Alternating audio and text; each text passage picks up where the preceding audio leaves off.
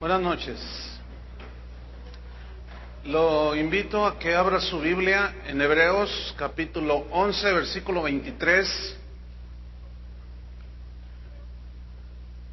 Vamos a continuar con nuestra serie Cristianismo o Religión. Este es el tema número 11. Se titula La fe que rechaza al mundo. La fe que rechaza al mundo. Y vamos a ver en Hebreos 11:23, que dice así: Por la fe Moisés, cuando nació, fue escondido por sus padres por 3 meses, porque le vieron niño hermoso, y no temieron el decreto del rey. Por la fe Moisés, hecho ya grande, rehusó llamarse hijo de la hija de Faraón, escogiendo antes ser maltratado con el pueblo de Dios que gozar de los deleites temporales del pecado, teniendo por mayores riquezas el vituperio de Cristo que los tesoros de los egipcios, porque tenía puesta la mirada en el galardón. Por la fe dejó a Egipto, no temiendo la ira del rey, porque se sostuvo como viendo al invisible. Por la fe celebró la Pascua y la aspersión de la sangre, para que el que destruía a los primogénitos no los tocase a ellos. Por la fe pasaron el mar Rojo como por tierra seca, e intentando los egipcios hacer lo mismo, fueron ahogados. La fe que rechaza al mundo. Vamos a ver ahora un poco acerca de la vida de Moisés, porque él es un ejemplo de la fe en acción.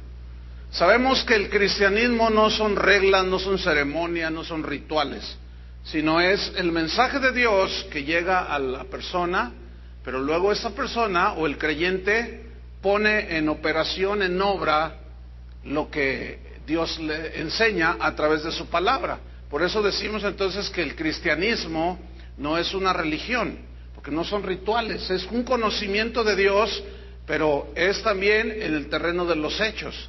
Y Moisés es un ejemplo de fe en acción, es un ejemplo de la renuncia a la fama mundana, es un ejemplo de renuncia al reconocimiento del mundo, es un ejemplo de rechazo al pecado y a los placeres del mundo. Todo empieza, la historia de Moisés empieza con sus padres. En el versículo 23 de Hebreos 11, ahí empieza el asunto, y aquí el escritor de Hebreos nos sintetiza algo acerca de la historia de Moisés. Hebreos 11:23 dice así: Por la fe Moisés, cuando nació, fue escondido por sus padres por 3 meses, porque le vieron niño hermoso y no temieron el decreto del rey. Lo que pasó aquí fue que seguramente los padres de Moisés tuvieron alguna revelación de parte de Dios. La Biblia no dice, pero ellos dice que cuando lo vieron un niño muy hermoso, pero también en el griego implica que es muy posible que ellos vieron en él algo especial que Dios tenía para su hijo Moisés. Entonces dice que no temieron el decreto del rey. ¿Qué decreto había hecho el faraón? ¿Por qué escondieron a Moisés cuando era un bebé? ¿Qué fue lo que pasó? Ok, vamos a hacer un poco de historia bíblica. Israel está cautivo en Egipto y comenzaron a multiplicarse. Y Faraón tuvo temor y dijo: no, estos al multiplicarse, no vaya a llegar el día en que se nos vuelvan en contra y se hagan nuestros enemigos, y se unan a nuestros enemigos, y después sale peor el asunto. Entonces el Faraón hizo un decreto por temor a que los hebreos crecieran en número, y lo que ordenó fue, en ese decreto, fue asesinar a los bebés que iban naciendo. Pero vamos a ver la escritura, está en Éxodo capítulo 1, versículo 15, Éxodo 1:15. Cuando lo tenga diga ya. Éxodo 1, versículo 15. Dice así: y habló el rey de Egipto a las parteras de las hebreas, una de las cuales se llamaba Cifra y la otra Fua. No le ponga así a sus hijas. Y les dijo: versículo 16. Cuando asistáis a las hebreas en sus partos y veáis el sexo, si es hijo, matadlo, y si es hija, entonces viva. ¿Qué hicieron estas mujeres? Versículo 17.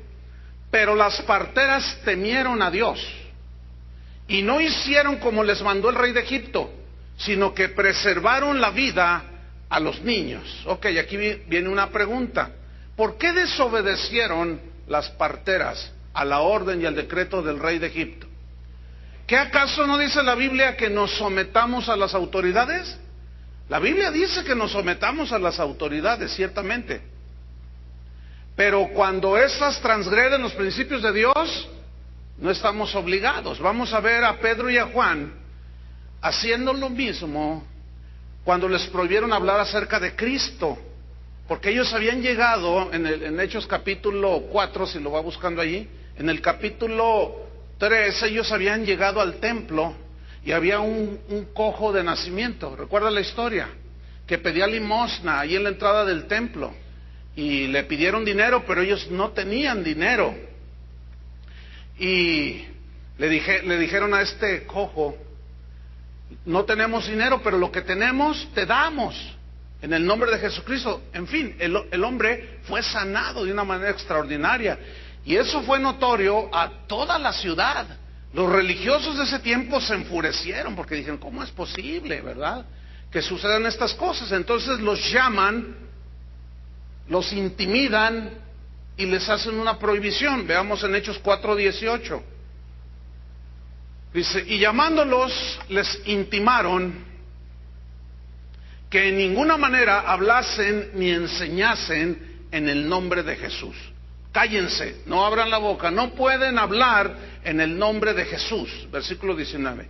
Mas Pedro y Juan respondieron diciéndoles: juzgad si es justo delante de Dios obedecer a vosotros antes que a Dios.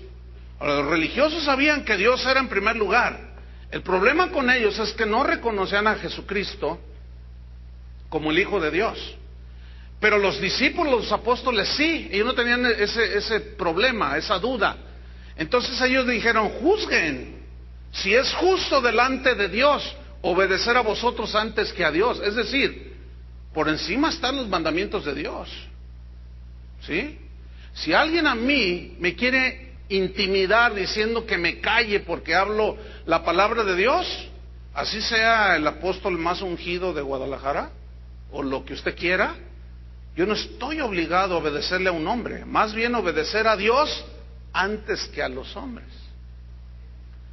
Entonces, cuando un gobierno o una autoridad aprueba leyes que violentan la palabra de Dios, que violentan las conciencias de las personas, que violentan la libertad de creencia, los cristianos no debemos someternos a esas leyes. ¿Me expliqué?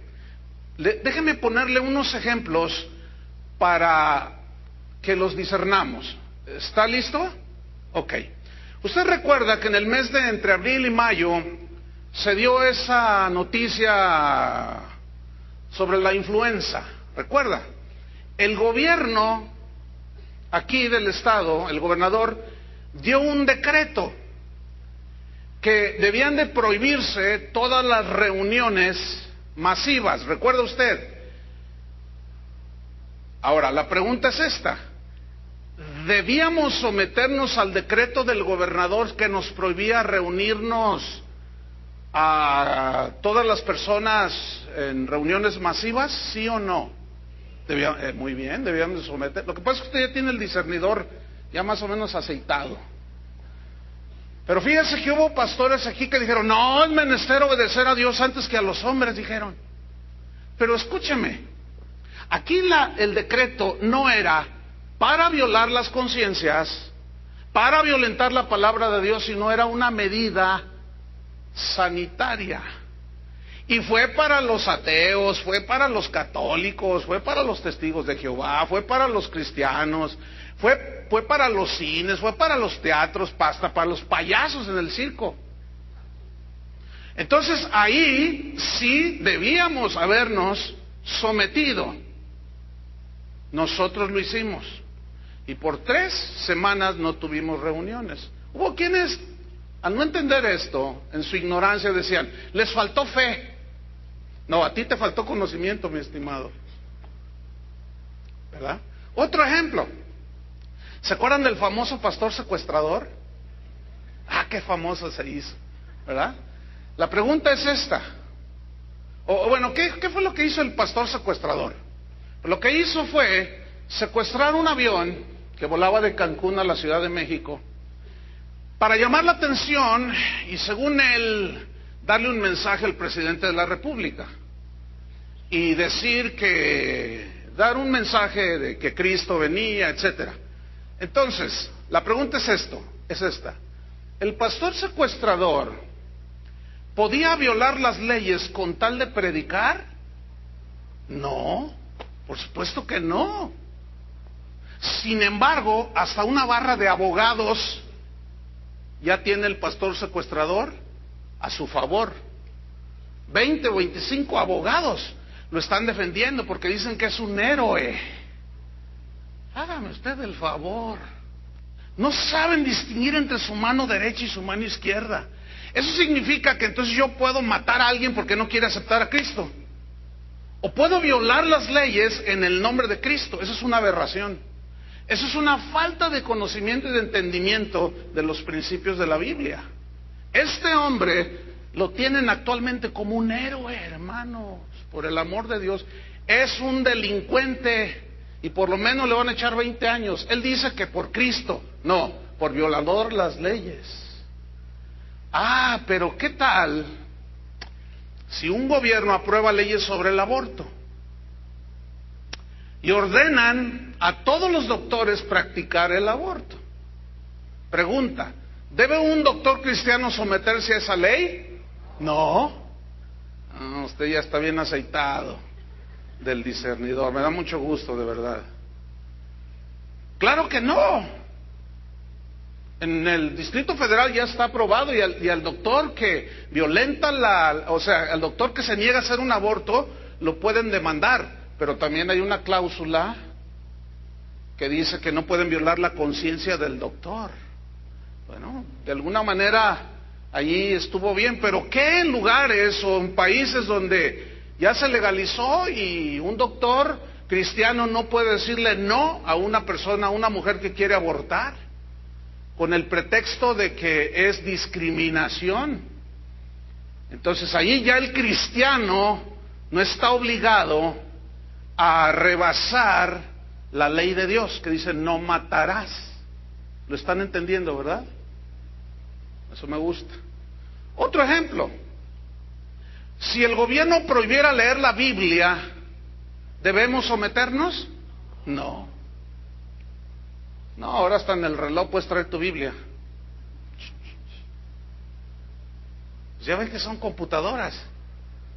No debemos de someternos. ¿Por qué? Porque están violentando nuestra conciencia y además están tratando de hacer un lado a Dios y no tienen derecho a hacer eso. Entonces, si viniera una prohibición, no nos someteríamos a ella. No estoy hablando de un levantamiento en contra del gobierno, no, sino de que hay una ley mayor, que es la de Dios. Ahora, ¿eso nos provocaría problemas? ¿Persecución? ¿Difamación? ¿Ataques? Por supuesto que sí. Si no, busquen acerca de la iglesia de los cristianos en China. Para ellos es pena de muerte ser cristiano actualmente. Ellos no se reúnen como nosotros. Ellos están totalmente reprimidos. Casi cada día matan cristianos. Sentencian a cadena perpetua a pastores, si no es que los asesinan adentro. Pero ellos no están obligados entonces a obedecer las leyes de un gobierno así. Bueno, eso es exactamente lo que hicieron las parteras con Moisés. Dijeron, bueno, serás muy faraón, mi estimado compadre, pero no podemos hacer eso. Temieron a Dios, dice, tuvieron temor de Dios y no temieron el decreto del rey. Nosotros no debemos de tener temor a los hombres, al que debemos de temer es a Dios. Entonces, vamos al versículo 24, siguiendo con la historia de Moisés. 11:24. Entonces dice, eso sintetiza cuando era un bebé y que fue escondido, etcétera. Pero en el 24 dice, por la fe Moisés, hecho ya grande, cuando ya se hizo hombre, dice otra versión, un hombre maduro, dice, rehusó llamarse hijo de la hija de Faraón. ¿Qué significa esto? Significa que cuando Moisés se hizo ya todo un hombre, creció, rechazó los honores de ser llamado nieto del Faraón, porque cuando finalmente la madre de Moisés lo tiró en el río, ¿se acuerdan? En el río Nilo, ¿se acuerdan la historia? Encomendándoselo a Dios, Dios tenía cuidado de ese niño. Estaba por allí la hija del Faraón bañándose, estaba con sus esclavas y vieron aquella cosita que flotaba y la trajeron hacia sí y descubrieron que era un hermoso bebé. Fíjense, el cuidado es maravilloso. Entonces lo recogieron y lo adoptó como su hijo, pero él necesitaba una nana. ¿Y a quién creen ustedes que mandó traer? A la mamá de Moisés. Uy, eso me da mucho, inspira mi fe, de saber que Dios tiene todo en control, que cuando nosotros obramos en fe, en obediencia, Él se encarga de hacer lo demás.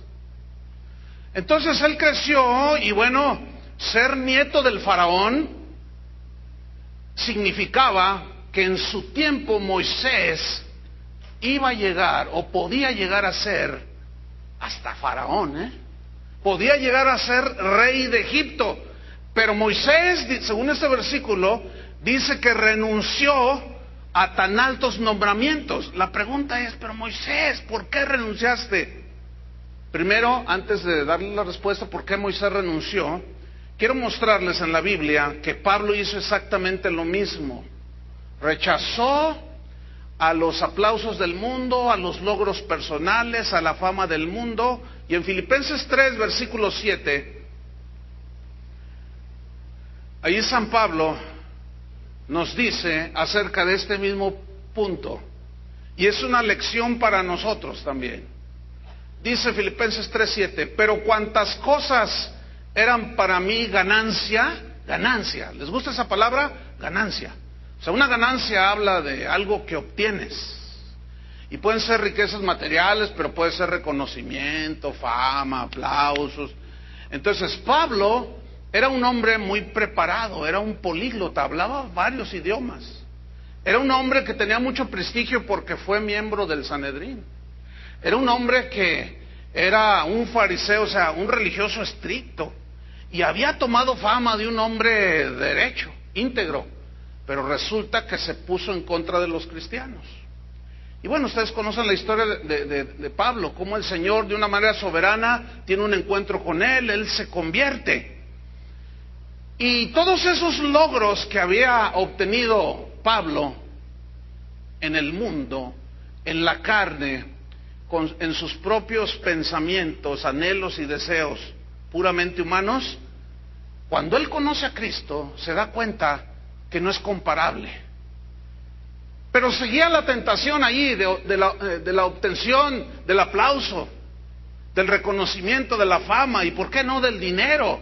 Caifás en los tiempos de Jesús era el sumo sacerdote y era el que manejaba todos los negocios que producían dinero ahí en el templo en Jerusalén. Y era inmensamente rico el Caifás.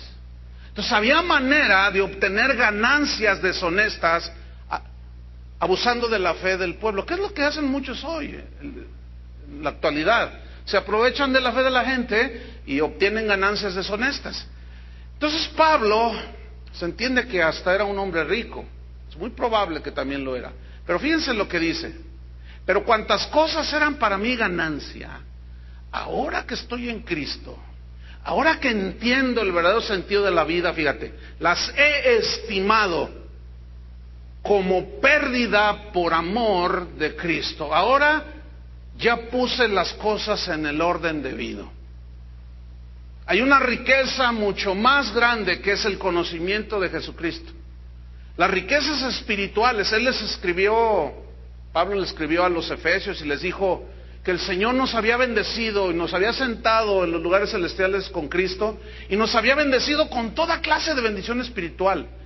Después Él se dio a la tarea de revelarles, con el entendimiento y el conocimiento que Él tenía de Cristo, de revelarles a los efesios, a los colosenses, a los filipenses, las inescrutables riquezas de Cristo. Por eso es que Pablo una y otra vez les decía, no pongan su mira en las cosas de la tierra, en las riquezas, en las cosas que el mundo ofrece. Pongan su mira en Jesús.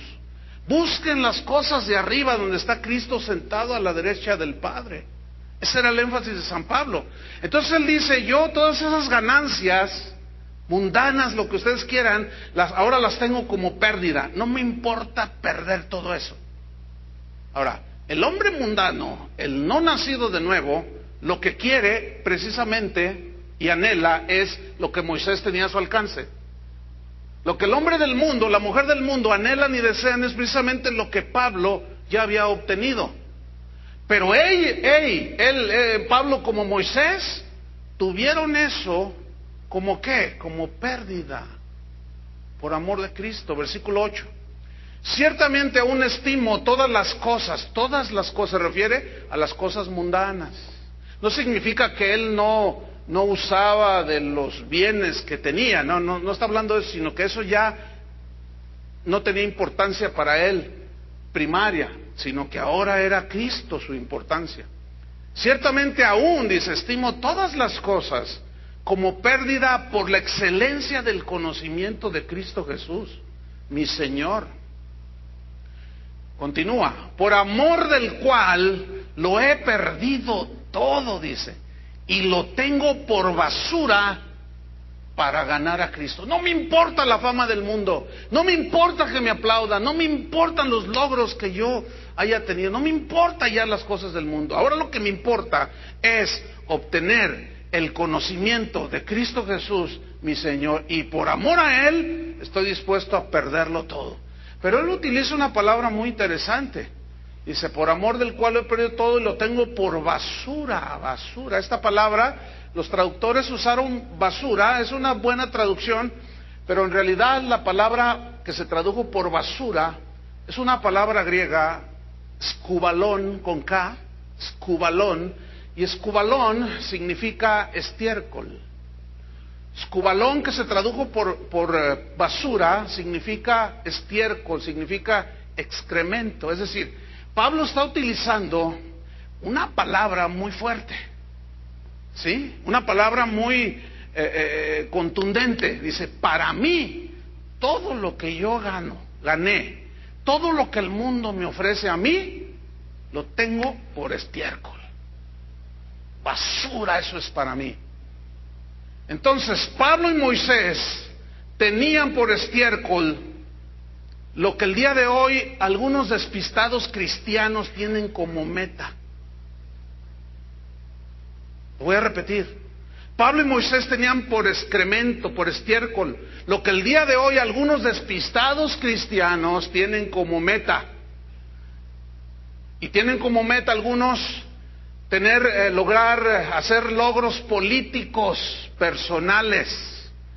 Fíjese, aquí voy a tocar un punto que es muy álgido dentro del cristianismo en la actualidad, pero lo voy a decir, analícelo y júzguelo usted. Tristemente, algunos pastores exitosos, esto entre comillas, o sea que logran tener una iglesia grande, y a eso le llaman exitoso. Entonces el de la hermosa provincia es súper exitoso, ¿verdad? Tiene 150,000 miembros aquí en Guadalajara. Pero bueno, así califica el mundo. Entonces, estoy en esto. Algunos pastores exitosos renuncian al pastorado para meterse en la política.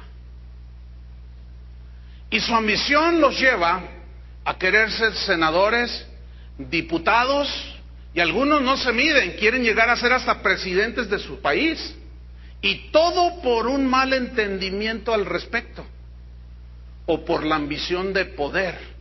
Pero vemos en Moisés a un creyente que rechazó deliberadamente llegar al poder político del imperio más poderoso de su tiempo,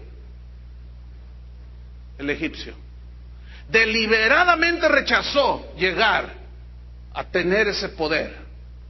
Si Dios tuviera que valerse de la política, entonces Moisés fracasó. Fue un fracasado porque él, dice el versículo, rehusó llamarse hijo de la hija del faraón.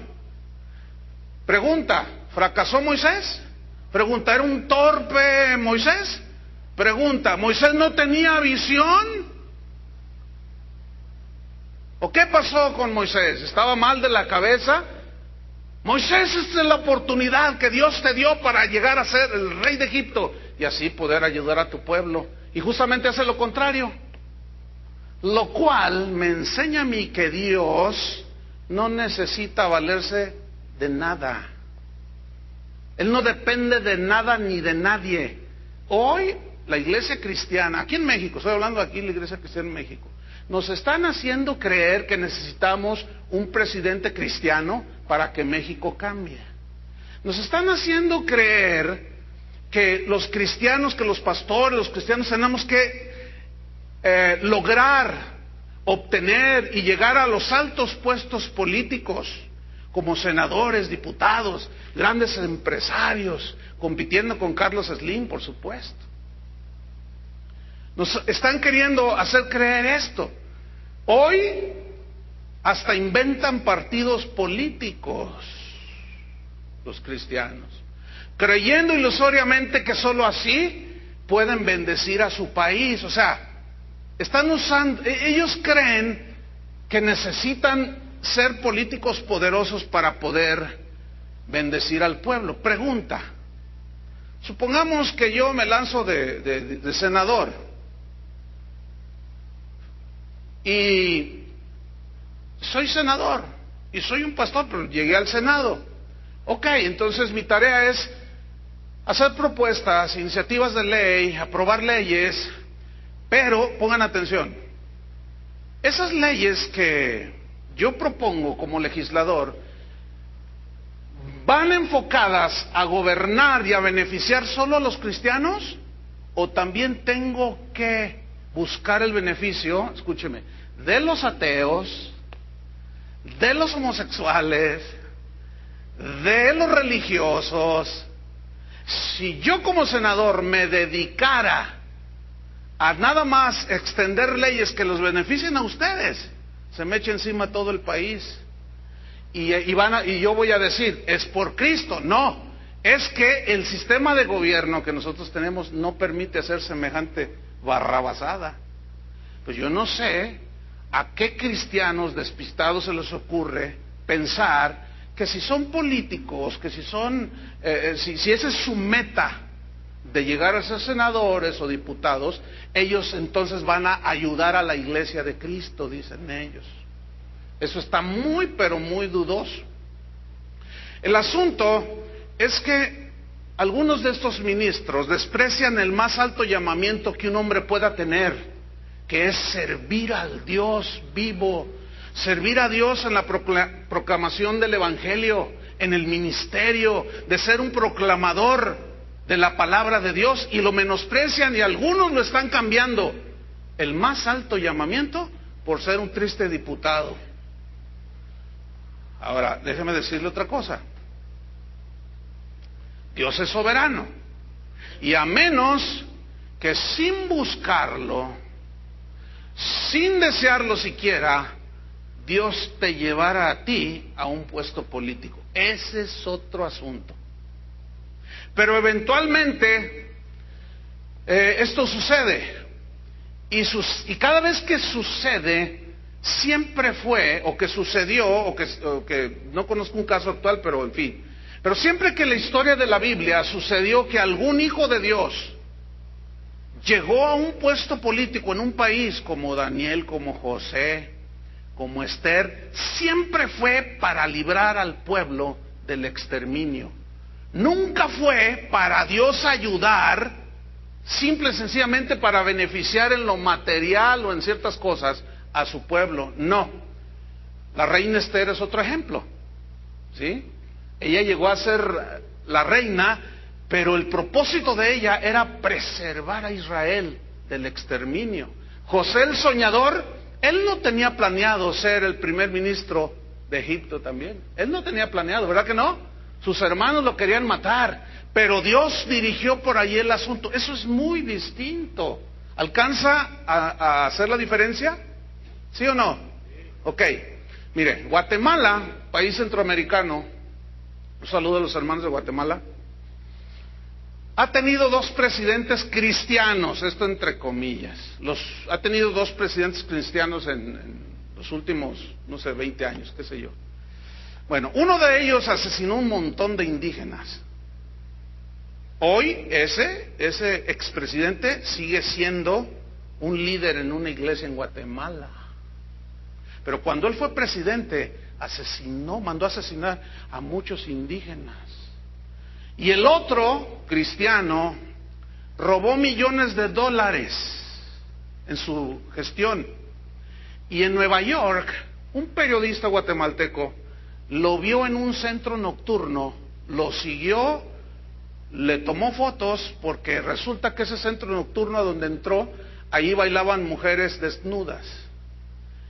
Y la fotografía que se veía donde el presidente cristiano de Guatemala estaba viendo a una mujer bailando, yo vi esa fotografía porque me tocó estar en Guatemala cuando salió en los diarios. Hubiera visto la desilusión de los cristianos guatemaltecos. Ellos habían votado por él para que supuestamente bendijera a Guatemala. Guatemala está guatepeor. Yo les pregunto a los hermanos en Guatemala, ¿algo mejoró su país por haber tenido por lo menos 2 presidentes cristianos? No, salieron chafas, decimos en México. Ahora, ¿por qué? ¿Por qué? ¿Ustedes creen que Dios va a andar dependiendo de puestos políticos dados a hombres débiles?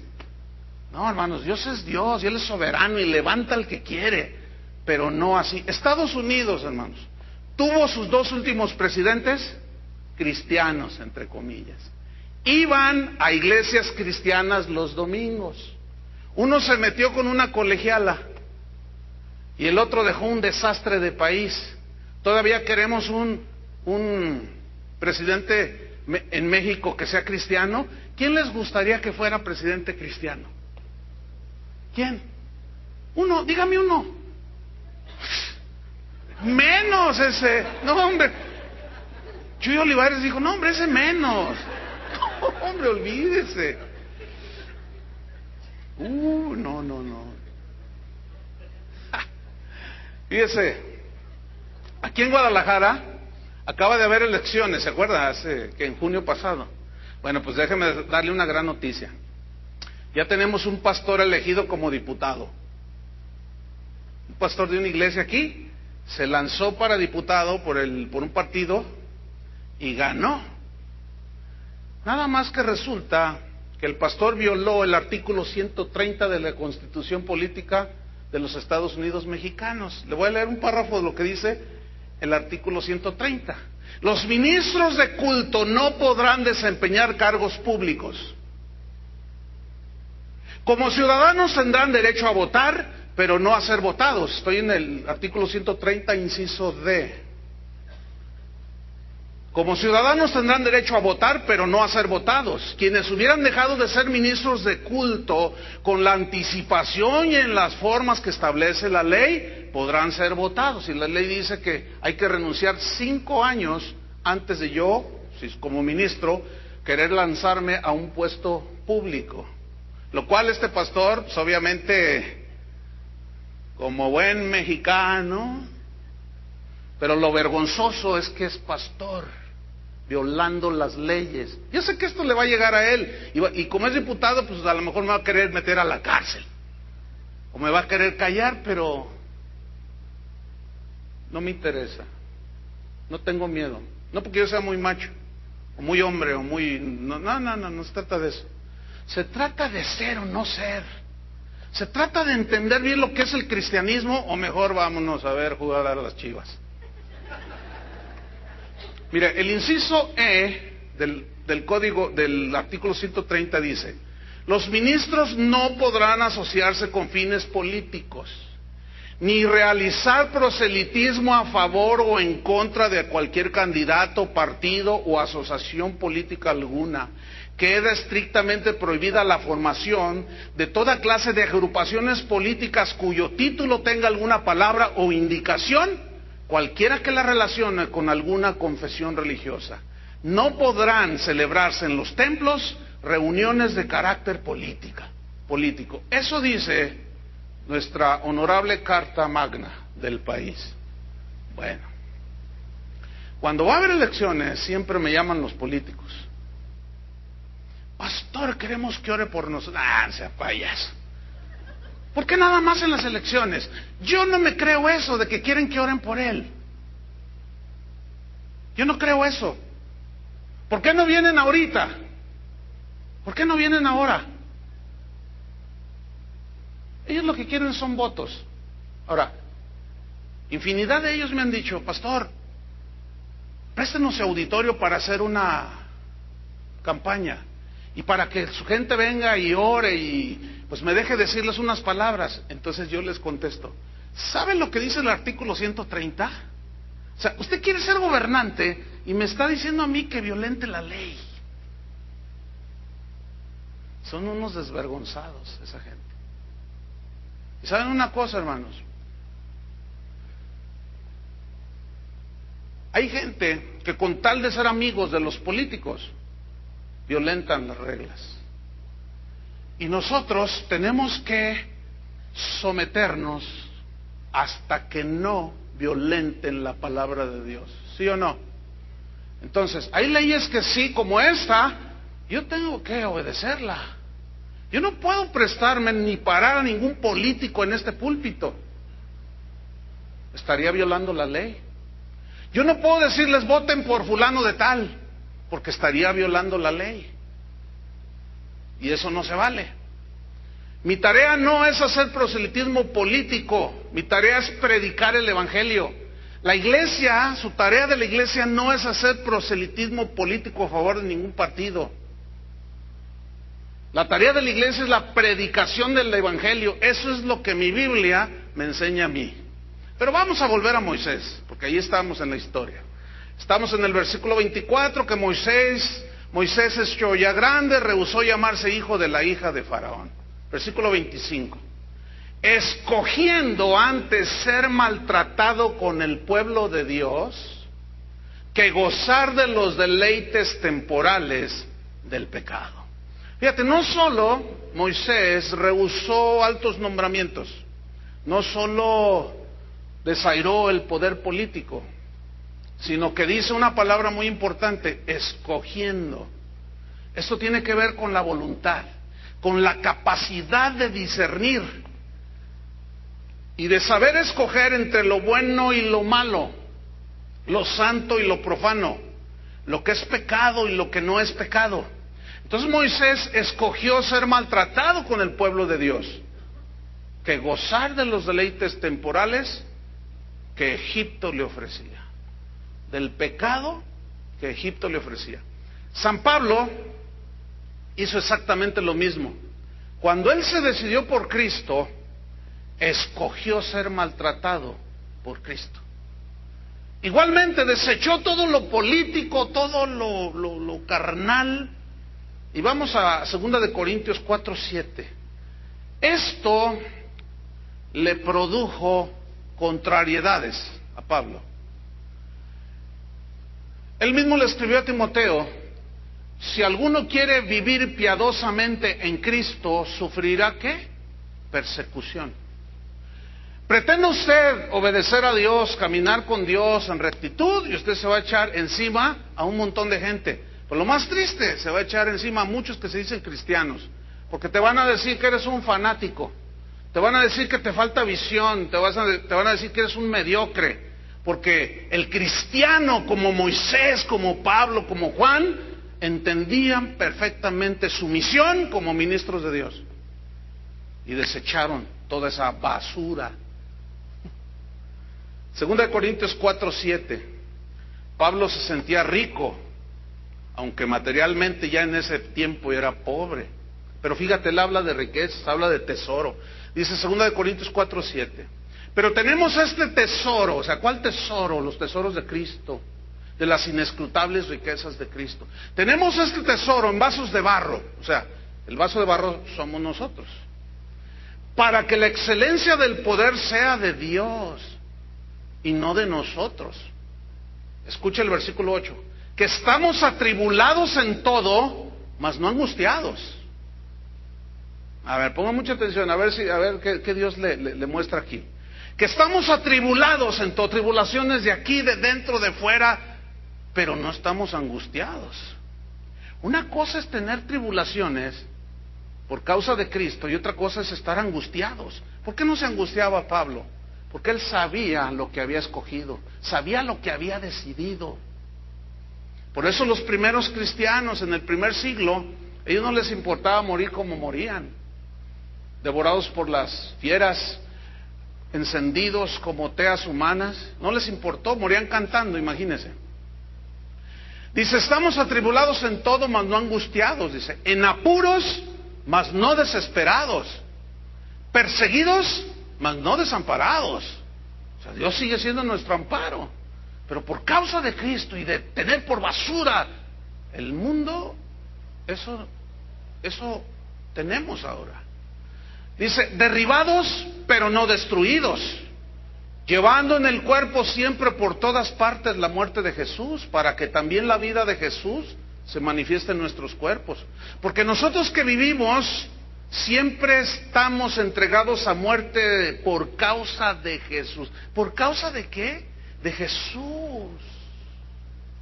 No por causa de obtención de cosas mundanas, egoístas, no, por causa del evangelio de Jesús. Y eso fue lo que hizo Moisés, para que también la vida de Jesús se manifieste en nuestra carne mortal. Entonces, ¿qué fue lo que hizo Moisés? Cuando ve lo que le ofrecía Egipto, cuando vio y consideró lo que el pecado le ofrecía, lo que hizo Moisés fue que puso en una balanza, en un lado puso lo que el mundo le ofrecía, la fama. Todo el mundo quiere ser famoso en el mundo. El otro día pasamos ahí por TV Azteca, ahí por López Mateos, eran las 7:30 de la mañana. Entonces mi hijo dice, papá, ¿qué es eso, esa fila? No, hombre, era una fila impresionante.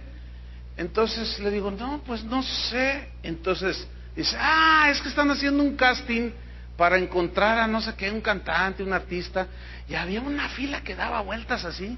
Todo el mundo quiere la fama, todo el mundo quiere el reconocimiento, y la gente dice, yo quiero ser famosa, yo anhelo, ¿verdad?, cantar y que el mundo me aplauda. Y entonces Moisés dijo, bueno, a ver, vamos a ver, ahí está la balanza. ¿Qué me ofrece el mundo? Me ofrece fama. La fama trae dinero. Dinero me ofrece el mundo. Me ofrece lujos. Me van a recoger al aeropuerto en una limusina. Me van a extender una alfombra roja. Y voy a entrar y todos me van a fotografiar y voy a saludar a todos. Y todos, eso es lo que el mundo me ofrece. Posición, pues está interesante. Deleites del pecado me ofrece el mundo. Pero dijo, todo esto es temporal. Además, sus consecuencias son perdición eterna. Y del otro lado de la balanza puso lo que Cristo le ofrecía: vida eterna. ¿Qué escogió Moisés? Escogió ser maltratado junto con el pueblo de Dios, junto con los que aman a Dios, que gozar de los deleites temporales del pecado. Fíjate, deleites temporales del pecado. Lo que hizo Moisés entonces, escoge a Cristo, escoge a Dios, y el maltrato, lo que hizo entonces es que Moisés tuvo una revelación de Jesucristo. Él tomó la cruz de la negación a sus ambiciones personales, terrenales, para seguir a Cristo. Mira el versículo 26 de Hebreos 11:26. Tremendo. Ahí está la balanza. Moisés mirando todo eso, todo lo que el mundo le ofrecía, todo lo que Cristo le ofrecía, ahí estaba. Versículo 26. Teniendo por mayores riquezas el vituperio de Cristo. ¿Por qué dice el vituperio de Cristo? Ahorita les explico lo que significa aquí eso. ¿Por qué dice vituperio de Cristo si Cristo llegó varios cientos de años después? ¿Sabe por qué? Porque todos los hombres de fe en la Biblia, como Abraham, como José, como Adán mismo, todos tuvieron una revelación de Jesucristo. Todos, sin excepción, como lo vimos de Abraham, que dijo, Dios me lo va a resucitar, me lo va a regresar. Ahí tuvo una revelación de la resurrección. Entonces Moisés tiene una revelación de Jesucristo. Eso es lo que tiene Moisés. Y dice que tuvo por mayores riquezas el vituperio de Cristo, fíjese, que los tesoros de los egipcios. Ahí está la balanza. Riquezas de Cristo, pero como consecuencia de seguir a Cristo, venían vituperios. La otra balanza, tesoros de los egipcios. Ahora, aquí vituperio viene de una palabra griega, un poco difícil de pronunciar, ahí se la debo, pero significa descrédito, significa difamación, significa reproche. Entonces lo que se lee ahí es lo siguiente: Moisés tuvo por mayores riquezas la difamación por seguir a Cristo, el descrédito, que probablemente le iban a decir, eres un tonto, tú pudiste haber llegado a ser rey de Egipto y lo desechaste, pero él no le importó. ¿Por qué? Porque analizó las cosas bien y escogió no lo que se ve, sino lo que no se ve, porque lo que se ve es temporal y lo que no se ve es eterno. Ese fue Moisés. Prefirió el descrédito. No me importa que digan lo que digan. Tanto así que, fíjate, fue a dar a un desierto durante 40 años, en el total anonimato, cuidando ovejas. 40 años, nadie lo conocía. ¿Qué es lo que quiere uno aquí en la tierra? Los primeros asientos en la sinagoga, como los fariseos. Que los hombres nos llamen rabí, maestro, que nos besen el anillo, que nos mencionen, que salir en las portadas de las revistas cristianas. ¿Sabe que hoy en las revistillas esas cristianas, muchos que salen en las primeras páginas pagan para salir en primera plana? ¿Por qué? Porque eso te da prestigio. ¿Usted es el que sale en la revista Juan Camaney? Sí, soy yo. Ay, pastor, ay, hermano, ay. El cantante hasta hace su pose, ¿verdad?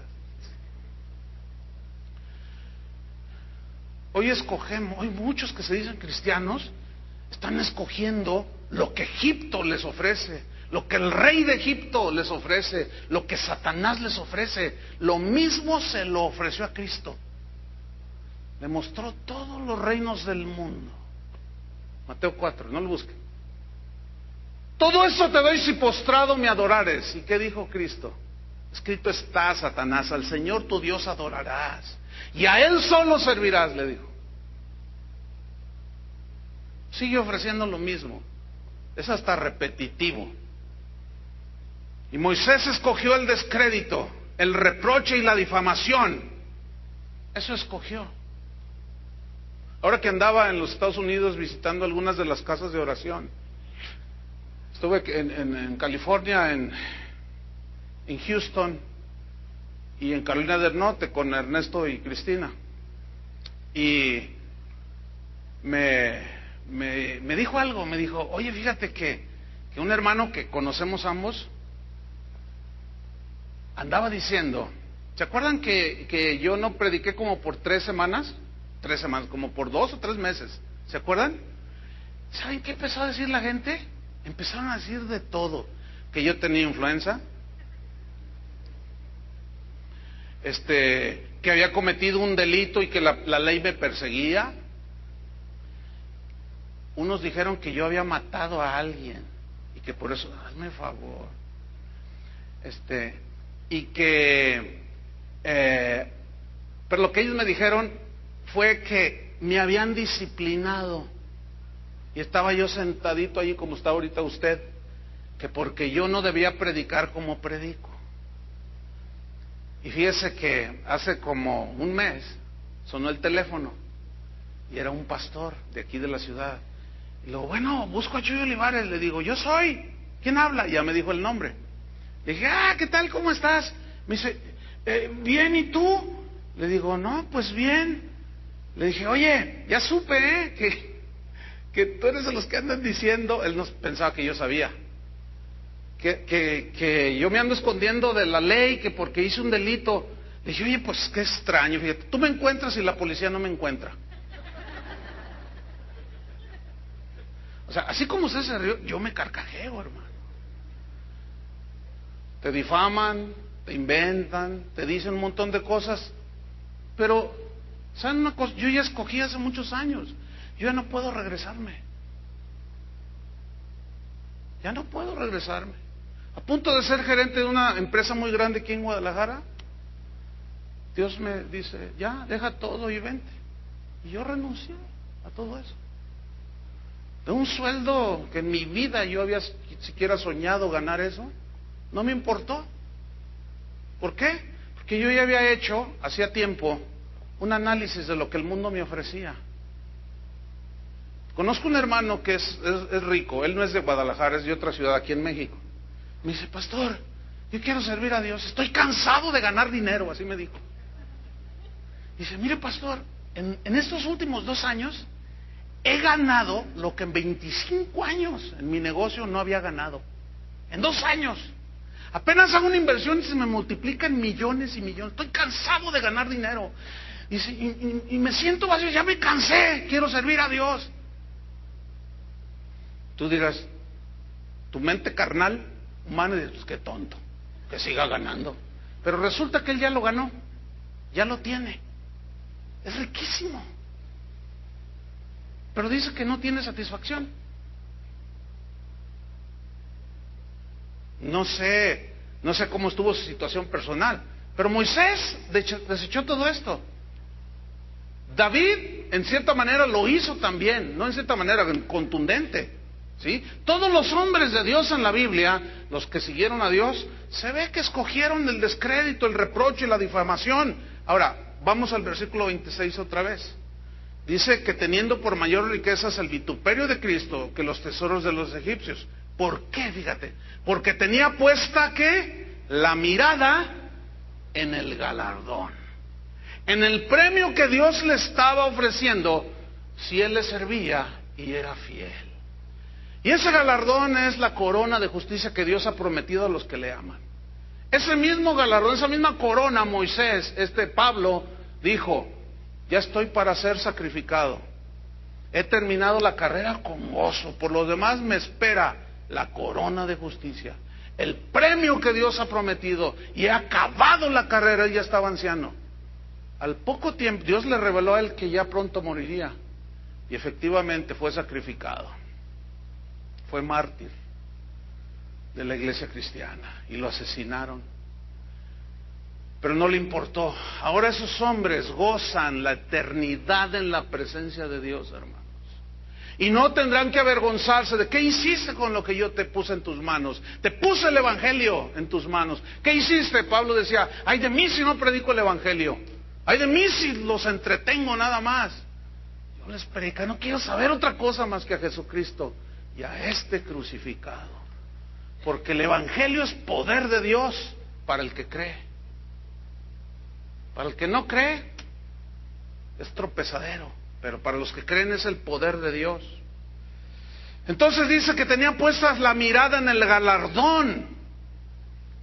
Como Pablo que decía, no mirando nosotros las cosas que se ven, sino las que no se ven, pues las cosas que se ven son temporales, pero las que no se ven son eternas.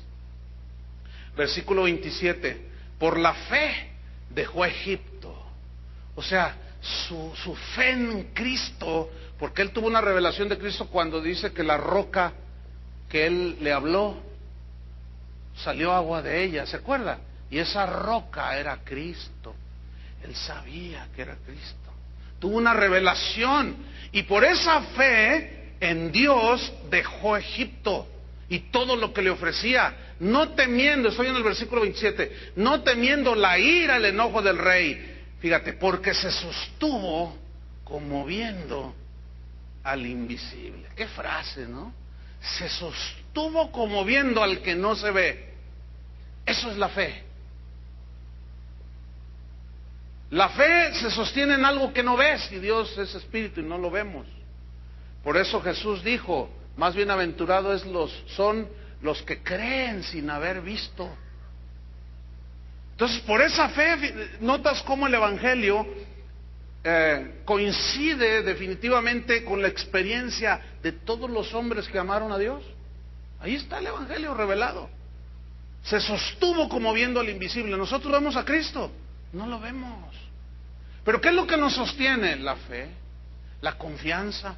Yo no necesito ver a Cristo, no necesito ver un ángel, no necesito ver un milagro para yo poner mi confianza en Dios, porque su palabra me revela el plan eterno de Dios, de su amor mostrado en la cruz, en la salvación, y con eso me basta. Aún si estuviera enfermo de muerte y no sanara, no me importa. Yo sé que si me muero voy a parar los brazos de Cristo. ¿Cuántos quieren estar allá? Hace rato cantábamos, Jesús, eres dulce paz, cómo anhelo estar hoy junto a ti. ¿Sabes lo que estabas cantando? ¿Qué tal si el rato unos se van con él? ¡Ay, ni Dios lo mande! Oh, entonces ¿qué estabas cantando, pues? ¿Cómo ves, Chuy? Entonces ya no somos congruentes ahí con la fe. Entonces Moisés por la fe dejó Egipto, no temiendo la ira del rey, porque se sostuvo como viendo al invisible. Versículo 28, revelación de Jesucristo, mira. Por la fe celebró la Pascua. ¿Qué era la Pascua? El sacrificio de un cordero inocente. Y la aspersión de la sangre roció a los israelitas de la sangre de ese cordero inocente. Ya estaba hablando del cordero de Dios que quita el pecado del mundo con su sangre, que nos limpia. Para que el que destruía a los primogénitos no los tocase a ellos. O sea, que Satanás aquí ya no tiene nada que ver con nosotros, porque somos hijos de Dios. Finalmente el versículo 29, uno de los acontecimientos más extraordinarios en la historia de Israel. Por la fe pasaron el mar rojo como por tierra seca. E intentando los egipcios hacer lo mismo, fueron ahogados. No hace muchos años, unos cuantos años, unos buzos descubrieron en el mar rojo, algo que ellos andaban buceando y comenzaron a ver a cierta profundidad, no muy profundo, ciertamente, y empezaron a ver ciertas cosas que, como que parecía que tenían ciertas cosas en el fondo que parecía como que tenían diseño, que parecían ciertas cosas, ¿no? O sea, no eran rocas así. Y bueno, empezaron a investigar. ¿Y qué cree que descubrieron? Es un descubrimiento de los más extraordinarios en el siglo pasado. Resulta que eran carruajes. ¿Cómo le quedó el ojo? Resulta que eran carruajes del tiempo que la Biblia menciona del rey de Egipto de ese tiempo, de los egipcios de ese tiempo. Miles de años ahí, todos oxidados. ¿Por qué ellos murieron ahogados? Porque no tenían la fe de Moisés y se cerró el mar. Conclusión. Quiero decirle que Moisés quedó registrado en la historia de la salvación como el hombre que, teniendo todo lo que el mundo le ofrece, todo lo que el mundo le ofrecía, lo rechazó. Y escogió ser usado por Dios a costa del vituperio, la difamación y el anonimato, con tal de ser usado por Dios para sacar a Israel de la esclavitud de Egipto. De esa clase de cristianos el Señor está pidiendo. Déjame terminar con una alegoría. Se llama la historia de un bambú. Escúchela. Dice así: había una vez un maravilloso jardín que estaba situado en el centro de un campo. El dueño de ese jardín acostumbraba pasear al sol de mediodía. Había un esbelto bambú. Era el más bello y estimado de todos los árboles de ese jardín. Este bambú crecía cada día y se hacía cada día, cada vez se hacía más hermoso y frondoso. El bambú sabía que su señor lo amaba y que era la alegría del dueño. Ese bambú se sentía orgulloso. Un día, su dueño, pensativo, se aproximó al bambú y con profunda veneración el bambú inclinó su imponente follaje. ¿Ha visto los carrizos de bambú, verdad? ¿Se los conoce? Dice que inclinó su imponente follaje. El Señor le dijo: querido bambú, hoy necesito de ti. El bambú respondió: Señor, estoy dispuesto. Haz de mí lo que quieras. Uy, el bambú, dice la alegoría esta, estaba feliz, porque parecía haber llegado la gran hora de su vida. Su dueño necesitaba de él, y estaba imponente el bambú. Entonces él iría a servirle. Bien, con su voz grave, el Señor le dijo: bambú, mira, solo podré usarte podándote. ¿Podándome?, respondió el bambú. ¿Podándome? ¿Podarme a mí, Señor? Por favor, no hagas eso. Mírame. Deja mi bella y frondosa apariencia. ¿Qué no ves cómo todos me admiran?, dijo el bambú a su señor. Mi amado bambú, le contestó el dueño con voz grave, no importa que te admiren o no te admiren, si yo no te podara, no podría usarte. Todo el jardín quedó en silencio y el viento contuvo la respiración. Finalmente el bello bambú se inclinó y susurró a oídos de su señor: Señor, si no me puedes usar sin podar, entonces haz conmigo lo que quieras. Mi querido bambú, le contestó de nuevo el dueño, también debo cortar tus hojas, tu follaje. El sol se escondió detrás de las nubes. Unas mariposas volaron asustadas, dice la alegoría. El bambú, temblando y a media voz, dijo: Señor, pues córtalas. Y le contesta nuevamente el Señor: todavía no es suficiente, mi querido bambú. Debo además cortarte por en medio y sacarte lo que llena tus tallos. Si no hago eso, no podré usarte. Por favor, Señor, dijo el bambú, yo no podré vivir más. ¿Cómo podré vivir así? Me va a sacar todo lo que está dentro de mí. Debo sacarte absolutamente todo, de lo contrario no podré usarte. Hubo un profundo silencio, sollozos, lágrimas que cayeron al suelo. Después el bambú se inclinó hasta el suelo y le dijo: Señor, poda, corta, parte, divide, saca todo lo que está dentro de mí, tómame por entero. El Señor deshojó el bambú, lo arrancó, lo partió, le sacó lo que había dentro de los tallos. Después llevó el bambú y lo puso en medio de un árido campo, cercano a una fuente donde brotaba agua fresca. Allí su señor recostó cuidadosamente en el suelo a su querido bambú. Ató cada una de las extremidades de los tallos. Había sacado todo lo de dentro. Y ató cada una de las extremidades de sus tallos a una fuente de aguas cristalinas, y la otra punta la orientó hacia el campo árido y seco. La fuente cantó dando la bienvenida al bambú, y las aguas cristalinas se precipitaron alegres a través del cuerpo despedazado del bambú, corriendo esas aguas por los campos resecos que tanto habían padecido sed y clamaban por agua. Así, allí se sembró trigo, maíz, se cultivaron huertas, los días pasaron y los sembradíos brotaron y crecieron y todo se volvió verde y vino el tiempo de cosecha. Así, el tan maravilloso bambú de antes, en su aniquilamiento y en su humildad, se transformó en una gran bendición para toda aquella región. Cuando el bambú era grande y bello, crecía solamente para él. Y se alegraba con su propia imagen y belleza, pero en su despojo, aniquilamiento y en su entrega, él se volvió un canal del cual el Señor se sirvió para hacer fecundas sus tierras. Y muchos hombres y mujeres encontraron vida y vivieron de ese tallo de bambú podado, cortado, arrancado y partido. La pregunta es, ¿quieres ser como este bambú?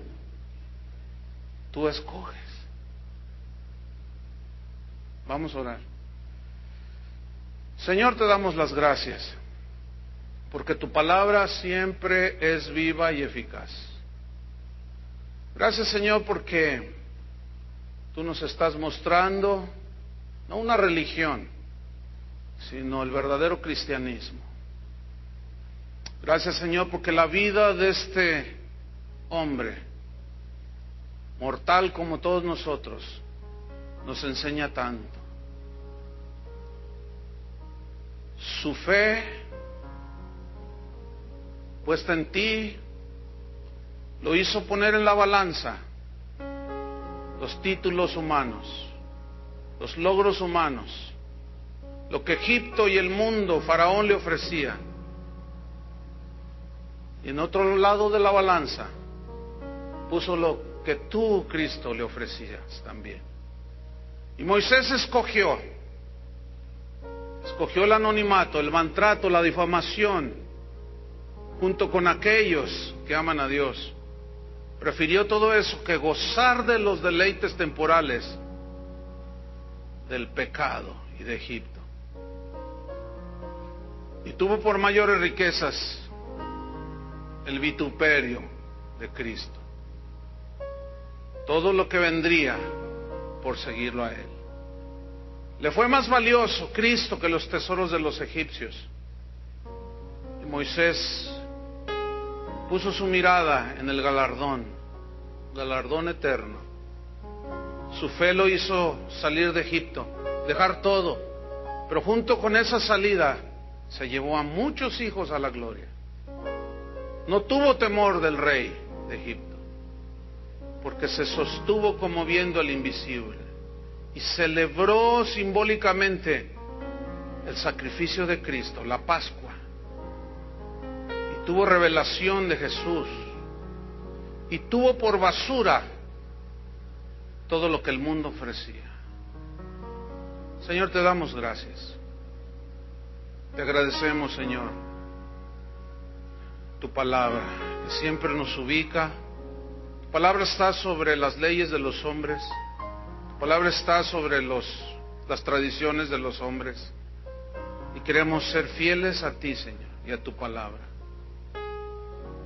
Te damos gracias, Señor, que cada uno de los que estamos aquí, de los que escuchen esta enseñanza, sepan escoger como lo hizo Moisés, como lo hizo Pablo, como lo hizo Juan. No les importó negarse y aún perder su vida con tal de ganar a Cristo. No menospreciaron el llamamiento al apostolado, a la predicación. No lo cambiaron por fama, dinero o puestos políticos. Ellos murieron, terminaron la carrera con gozo y ahora están gozando, Señor, en tu presencia. Nosotros todavía estamos en esta tierra, luchando, batallando, enfrentándonos a las tentaciones del mundo, cuidándonos de nosotros mismos. Te damos las gracias, Señor, porque tu misericordia nos ha sostenido. En el nombre de Jesús, escogemos seguirte a ti, Señor. Yo y mi casa serviremos al Señor. Yo y esta congregación serviremos al Señor. Y al paso de los años se verá quién sirve a Dios y quién no lo sirve. por la entrega que tenga. Guárdanos, Señor, en el hueco de tu mano hasta el día final. En el nombre de Jesús. Amén. Que Dios los bendiga a todos, hermanos.